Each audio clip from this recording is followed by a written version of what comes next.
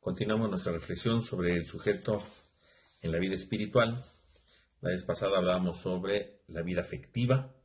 Ahora hablemos sobre la realidad sexual, que es también una parte constitutiva del ser humano.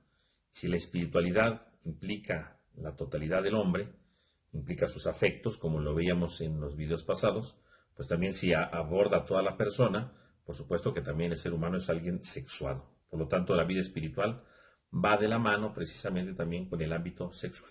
Y por lo tanto, al abordar al sujeto de la vida espiritual, pues tenemos que considerar precisamente esta característica de la sexualidad. Y entonces la espiritualidad debe de iluminar a toda la persona y por lo tanto también en su índole sexual, ¿no? Puesto que la espiritualidad va señalando, informando y configurando aspectos determinantes de la vida. Y parte de esa vida, obviamente, es su autocomprensión, la capacidad de entrar en sí mismo, la capacidad de entrar con los demás, y por lo tanto, pues en todas estas relaciones implica también el ámbito de lo sexual. Por lo tanto, hablar de la espiritualidad implica también hablar de esta característica del ámbito de lo sexual. Ahora bien, tradicionalmente, ¿verdad?, en algunos periodos de la vida de la Iglesia, pues la experiencia espiritual pues se encontraba generalmente fuera de los límites de la sexualidad. Es decir, ¿verdad?, a veces se pensaba que la vida espiritual, o sea, tener una realidad espiritual, implicaba tener, no sé, una vida angélica, incorpórea, totalmente ajena precisamente a la experiencia de lo espiritual. De tal manera que a veces lo sexual quedaba como relegado o incluso, verá, como de un contenido oscuro. Eso hay que decirlo, ¿no? Y hay que considerarlo también. Dentro de la vida de la Iglesia ha sucedido. Pero si hoy queremos nosotros precisamente abordar al sujeto de la vida espiritual, pues es inadmisible decir que queremos tener una vida espiritual sin nuestra sexualidad. La sexualidad es algo también importante dentro del ámbito espiritual, ¿no? Es algo vital, porque la vida espiritual va guiando al ser humano en cuanto tal, con toda su realidad, y por supuesto la vida espiritual va guiando también desde el ámbito de lo sexual. Es algo fundamental. Por lo tanto, sería inadmisible decir vamos a estudiar teología espiritual, pero la sexualidad ni la nombres. No. La sexualidad es parte del ser humano y por lo tanto no podemos nosotros dejarla de lado. Incluso tenemos que ir más allá de conceptos culturales y por lo tanto ver, por ejemplo, los avances médicos, los avances psicológicos, que por supuesto influyen también en la realidad sexual de la persona. Y eso implica precisamente tener la capacidad y tener la inteligencia para ir penetrando justamente estas realidades. Por lo tanto, alguien que quiera vivir una experiencia de vida espiritual, pues tiene que contemplar también este aspecto. Incluso si lo pensamos bien desde el punto de vista de la vida espiritual como una imitación de Cristo, y por lo tanto tener a Cristo delante, pues Cristo también tuvo su sexualidad en cuanto varón, ¿no? Era también alguien sexuado, no es que Cristo dijera, no, Cristo no tenía sexualidad, ¿no? Pues sí, para empezar era varón, era hombre, entonces tenía esta realidad, ¿no? Entonces implica precisamente ver que esta relación de Jesús, y en cuanto a su sexualidad, en cuanto a su forma de ser, su persona, por supuesto, entraba en relación con su familia, ¿no? Jesús tenía amistades, ¿no?, con mujeres, ¿no? Porque algunos dirán, no, es que no hay que tener amistades, ¿no? El texto lo dice claramente que tenía amistad, por ejemplo, con Marta y con María, ¿no? Que él se encontró con mujeres y las convirtió, ¿no? Como el encuentro con la samaritana, por supuesto, el encuentro con María Magdalena, que hace ver que precisamente el encuentro con Cristo la convierte, y con varias mujeres, ¿no? Las mujeres pecadoras que aparecen ahí en el Evangelio de Juan, en el capítulo 8, ¿no? Cuando el que esté libre de pecado arroje la primera piedra. Bueno, una relación con la mujer, ¿no? Y las convierte, ¿no? Incluso el Evangelio de Lucas, ¿verdad?, audazmente nos marca cómo había mujeres discípulas, o sea, había seguidoras de Jesús.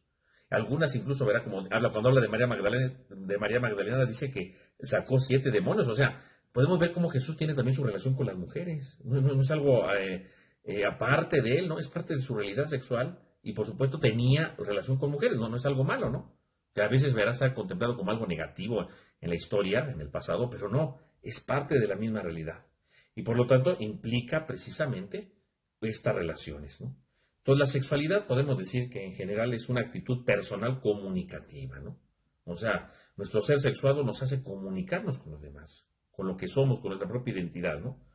Y que precisamente Jesús supo reconocer para estrechar relaciones amistosas, para expresar afectividad profunda, delicada, para dar testimonio, ¿no? O sea, es algo que es fundamental, ¿no? No lo podemos dejar de lado. Entonces la sexualidad es algo importante en el ser humano, que el mismo Jesús lo vivió, y por lo tanto, pues si vamos a hablar de una vida espiritual, pues también la sexualidad entra ahí. O sea, sería un error decir, para tener una vida espiritual usted reprima su sexualidad. Pues no. Pues entonces no es una vida espiritual plena, ¿no? Porque entonces se está reprimiendo o está escondiendo algo que es importante dentro de la vida del ser humano. Entonces no la podemos dejar de lado, ¿no? Ahora bien, la sexualidad entonces debe de considerarse, ¿verdad?, como un punto de suma importancia dentro de la espiritualidad cristiana, ¿no? Porque si se deja de lado, a la larga puede traer problemas o incluso una espiritualidad equívoca, ¿no? Porque realmente no está llevándose como se debería. Entonces la sexualidad, ¿verdad?, podemos verla como un dinamismo difuso y operante en todo el ser humano, ¿no? Es algo que pertenece al ser humano y que obviamente la sexualidad va impregnando todas las facultades y las actividades personales que van caracterizando al individuo en su yo personal, en su yo singular, ¿no? Es algo importante. El hombre es un ser totalmente sexuado. Y aunque la sexualidad, ¿verdad?, ciertamente no es el único constitutivo del hombre, es uno de sus constitutivos y no lo podemos dejar de lado. Sería imposible, decíamos, hacer espiritualidad sin esta característica. Es uno de sus elementos constitutivos. Y por lo tanto, la facultad de razonar, la facultad de querer, de creer, de amar, obviamente son expresiones del propio individuo, ya sea hombre o mujer, que precisamente se expresan con la sexualidad y que son elementos propios. Porque incluso la manera de amar de un hombre y de una mujer son distintos, son realidades distintas. Y ahí entra la vivencia espiritual y tiene que enfocarse desde este ámbito, ¿no? Desde su propia realidad como hombre o como mujer, ¿no? Su propia capacidad de razonar. Una mujer, ¿verdad? Las mujeres tienen ciertas capacidades para razonar, para entender las cosas, y los hombres otra, ¿no? Incluso se ha llegado a decir que en general, ¿verdad?, para más o menos estabilizar ciertos estándares, dice, no, pues es que el hombre, ¿verdad?, como que tiene una capacidad más analítica, la mujer no, como que la mujer observa más, en fin, ¿no? O sea, diferentes características que los psicólogos van dando. Pues la vida espiritual influye en eso. La vida espiritual tiene que influir en eso. Es decir, si es hombre, pues obviamente con sus características de hombre, ¿verdad?, y desde su propia sexualidad, tiene que vivir su espiritualidad.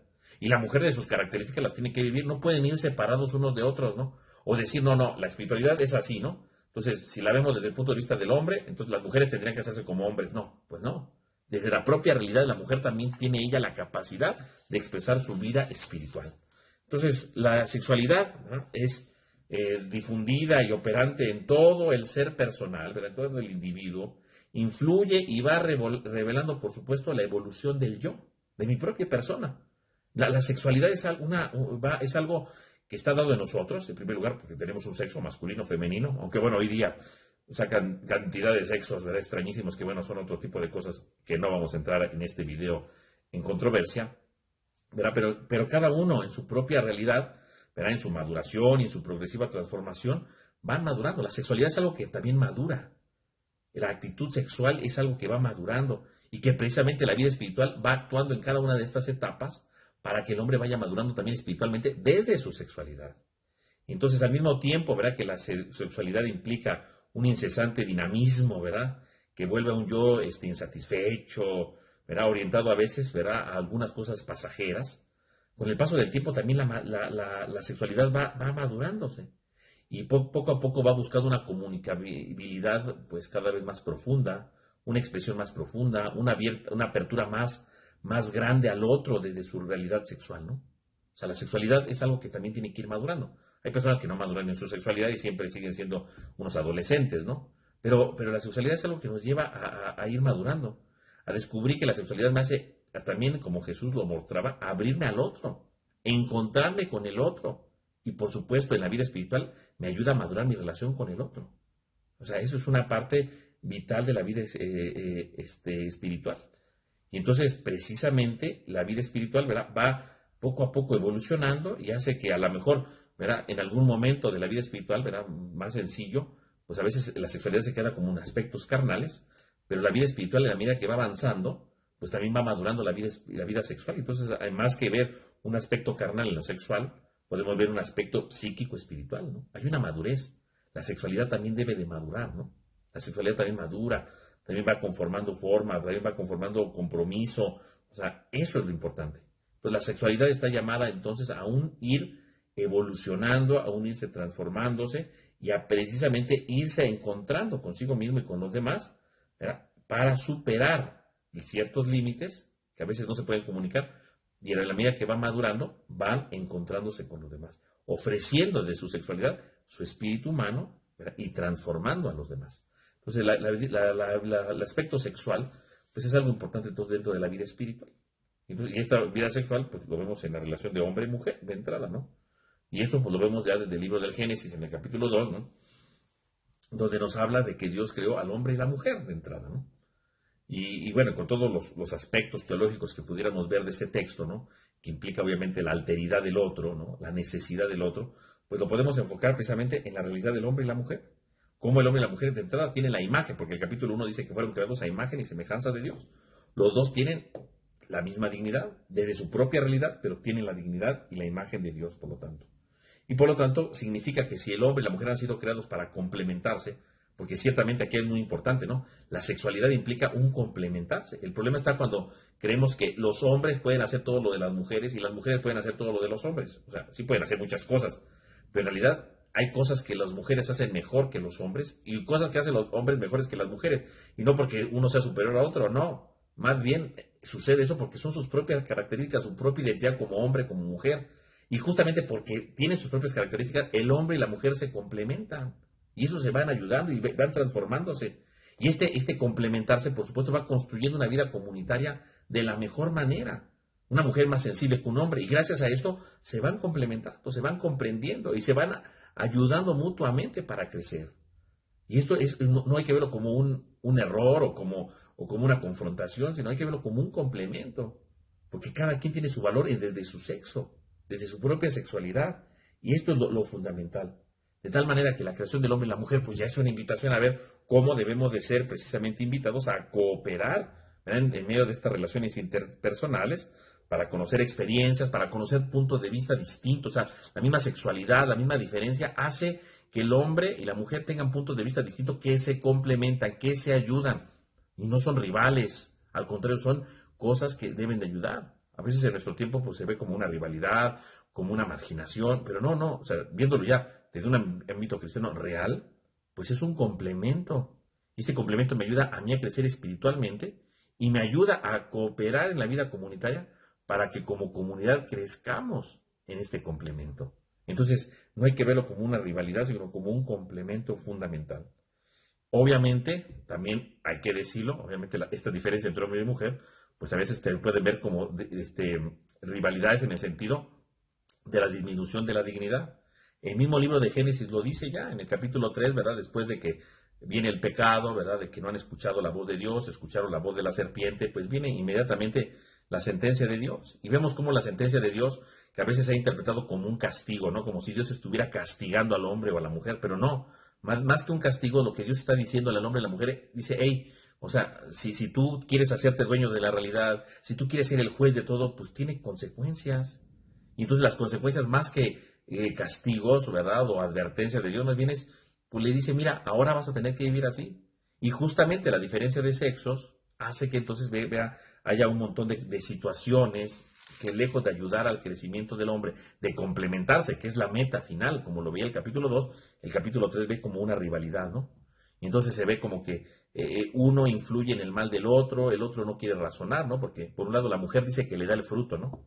Entonces lo induce al mal.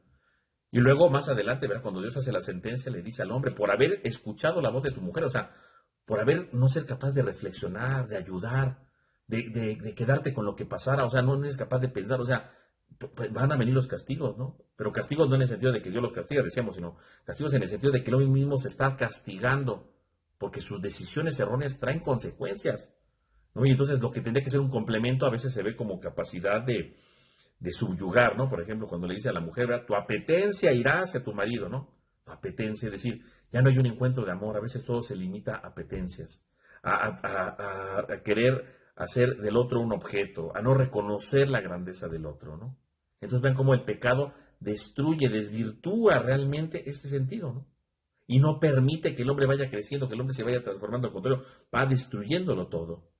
De tal manera que entonces podemos incluso, si nosotros hiciéramos una relectura desde esto, desde la sexualidad, y de cómo, ¿verdad?, el proyecto original de Dios se ve dañado por el pecado, pudiéramos ver cómo a lo largo de las Sagradas Escrituras, en el fondo también, ¿verdad?, el hombre que trata de vivir el plan de Dios, los profetas, los reyes, etcétera, todo esto se podría ir viendo cómo con el paso del tiempo se trata de instaurar nuevamente esta reciprocidad y este valor entre el hombre y la mujer y el complemento que deberían de tener. Se podría hacer una relectura, ¿verdad?, de todas las Sagradas Escrituras si quisiéramos, y ver cómo hay momentos en la historia de la salvación en la que se vuelve a tratar de restaurar, se trata de volver a instaurar esta realidad que se perdió, ¿no?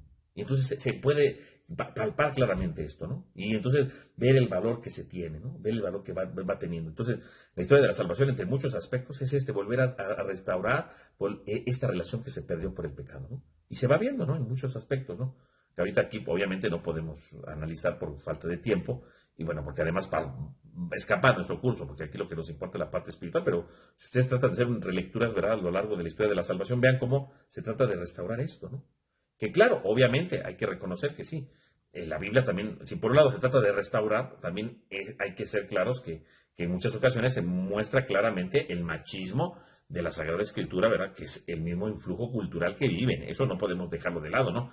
Que por un lado se puede ver, hacer una relectura de este restaurar, ¿verdad?, la relación recíproca, claro, pero también podemos nosotros apreciar y podemos nosotros ver algo más, ¿verdad? Podemos ver que sí también está marcado por el machismo, eso no lo podemos negar, ¿no? O sea, eso es algo que se puede ver, ¿no?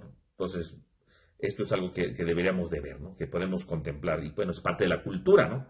Aunque ciertamente estamos llamados a ver, entre todos los pasajes, que sí hay un cierto machismo en algunos pasajes, pero también existen el intento de lo recíproco, de complementarse y de ayudarte. Bueno, incluso el mismo texto de la creación de Génesis 2, es decir, que la mujer sale de la costilla, bueno, pues ya está diciendo que es de su misma dignidad, ¿no? Que es de su costado, es decir, son de la misma dignidad, con la misma capacidad de pensar, con la misma capacidad de sentir, con la misma capacidad de encontrarse con Dios, o sea, son de la misma naturaleza, de la misma realidad, de la misma dignidad. O sea, es un texto revolucionario, ¿no?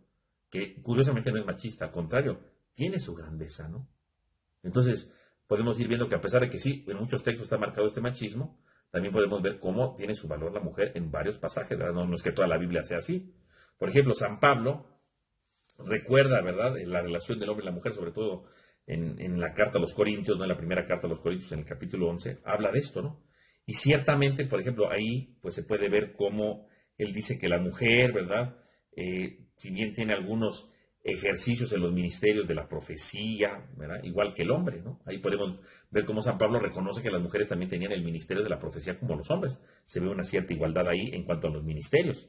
Pero también declara, ¿verdad?, por influjo del tiempo, del machismo que estaba en la cultura, que dice que la mujer tiene que vivir sometida a su marido. Bueno, son cosas de su tiempo, o sea, pero, o sea, por un lado habla de cierta igualdad, luego habla del sometimiento, pero bueno, está influido por su tiempo, por su cultura. Es palabra de Dios, claro, pero como ustedes ya lo vieron cuando estudiaron el tema de la inspiración, pues también influye, por supuesto, la cultura, ¿no? Está ahí claramente la cultura, está ahí dándolo a conocer, ¿no? Pero, por ejemplo, más adelante, después, ¿verdad?, en la carta a los Efesios, vemos cómo dice: esposos, amen a sus esposas como Cristo ama a su iglesia. O sea, después, ¿verdad?, más adelante, en la misma teología paulina, en la literatura paulina, vemos cómo luego vuelve a hablar como de cierta igualdad. Ahí no es un sometimiento en el sentido de tú eres mi esclava, no, sino hay un complemento ahí, ¿no?, de amor. O sea, lo que se debe de vivir es la experiencia radical del amor, ¿no? Porque es ahí donde se puede encontrar realmente el sentido de lo humano, y por lo tanto el sentido del proyecto de Dios, finalmente, ¿no? Entonces, podemos ver cómo San Pablo, pues si bien a veces se ve influenciado por las costumbres, también deja atisbos, ¿verdad?, pequeñas pinceladas que van permitiendo justamente la reflexión ulterior sobre el valor del hombre y la mujer. Entonces, este preámbulo, ¿verdad?, nos ayuda entonces a reconocer el valor de la sexualidad y cómo la sexualidad es parte del plan de Dios, o sea, y cómo se va manifestando precisamente a lo largo de las Escrituras. Y por lo tanto, si alguien quiere vivir una vida espiritual, pues tiene que ser consciente de que su espiritualidad forma parte, ¿verdad?, que la sexualidad también forma parte de él, y que no es algo distante, de al contrario, es algo que le va complementando, que le va llenando y que también le va dando plenitud para alcanzar el objetivo de la vida espiritual. Por lo tanto, tendríamos aquí entonces este primer acercamiento que tenemos aquí, ¿verdad?, sobre lo que es la sexualidad, sobre el valor del hombre y la mujer dentro de la Sagrada Escritura de modo general, y entonces poder descubrir en el próximo video pues otros elementos que pueden ayudarnos también a seguir descubriendo, ¿verdad?, ver la mirada del magisterio, sobre todo, ¿no?, sobre el valor del hombre y la mujer, que pueden ayudarnos más en nuestro tiempo y que son obviamente bases elementales para entender la vivencia de la vida espiritual del ámbito sexual y que nos van a ayudar a seguir profundizando en este sentido. Pues con esto terminaremos este video y en el próximo analizaremos ya estas características desde el magisterio, ¿verdad? Y las consecuencias teológicas de esto, para ver cómo la espiritualidad necesariamente tiene también parte dentro del ámbito de la sexualidad.